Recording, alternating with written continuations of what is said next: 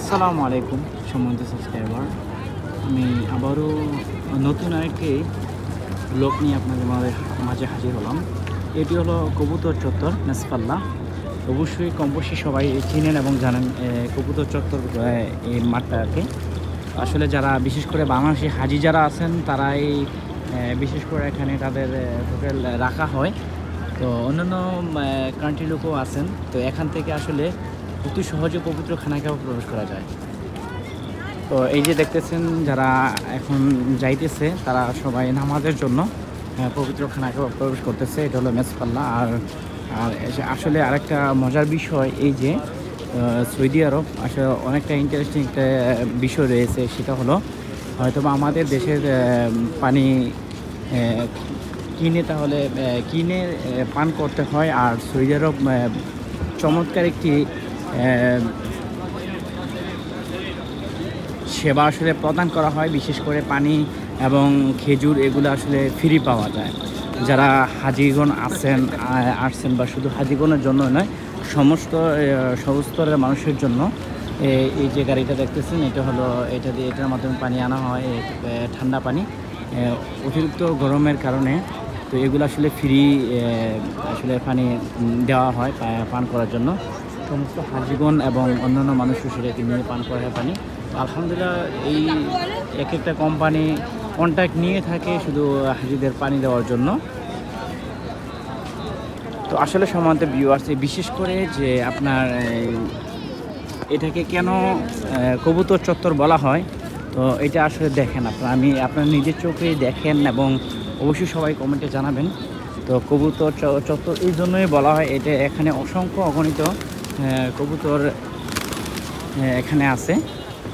তো পৃথিবীর সর্বস্তরের এবং দেশের মানুষ যারা আসছেন এখানে উমরা করার জন্য, তারা সবাই এই কবুতরগুলোকে কিনে খাবার পরিধান করেন। চমৎকার একটি ভিউ। একটু ক্লোজ হয়ে আপনাদেরকে পবিত্র খানাকাবার ক্লক টাওয়ারটা দেখাই। এটা হলো পবিত্র খানাকাবার অপোজিট পাশে ক্লক টাওয়ারের। তো চমৎকার একটি ভিউ।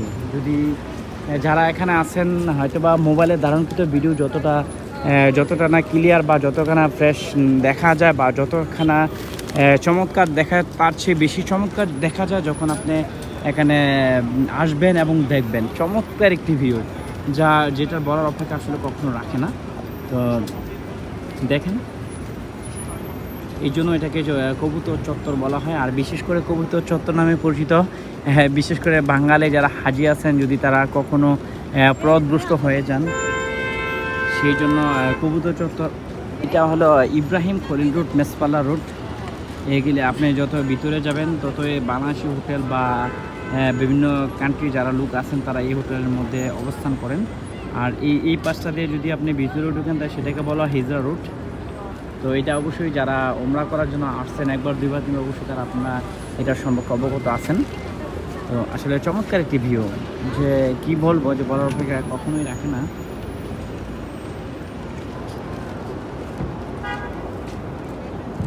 আসলে যেদিকে তাকাই আসলে মন জড়িয়ে যায়। এত সুন্দর এবং চমৎকার ভিউ কবুতর চত্বর, এই জন্য এটাকে বলা হয় বা এই জন্য এটা কবুতর চত্বর নামকরণ হয়েছে। Mecca clock royal tower. এই যে যদি আপনাদের জুম দিয়ে দেখায়, মক্কা ক্লক রয়্যাল টাওয়ার বিশাল পৃথিবীর দ্বিতীয়তম যেটা রয়েছে।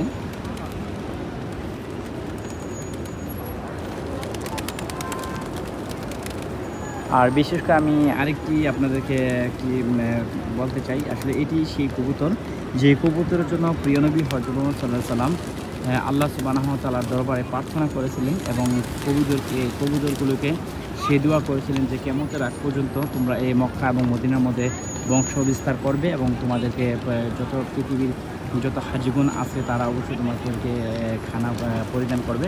আসলে সেই কবুতর এগুলো আসলে সবাই যারা হাজিগুণ আছেন তারা খাবার কিনে এই কবুতরগুলোকে খাওয়ান। তো সম্মানিত সাবস্ক্রাইবার, আজ এই পর্যন্তই। যারা আমার চ্যানেলে নিউ সাবস্ক্রাইব তাদেরকে অসংখ্য ধন্যবাদ এবং সবাই আমার পাশে থাকবেন, আমাকে অবশ্যই সবাই সাপোর্ট করবেন। আসসালামু আলাইকুম ওয়া রাহমাতুল্লাহি ওয়া বারাকাতুহু ওয়া মাগফিরাতুহু।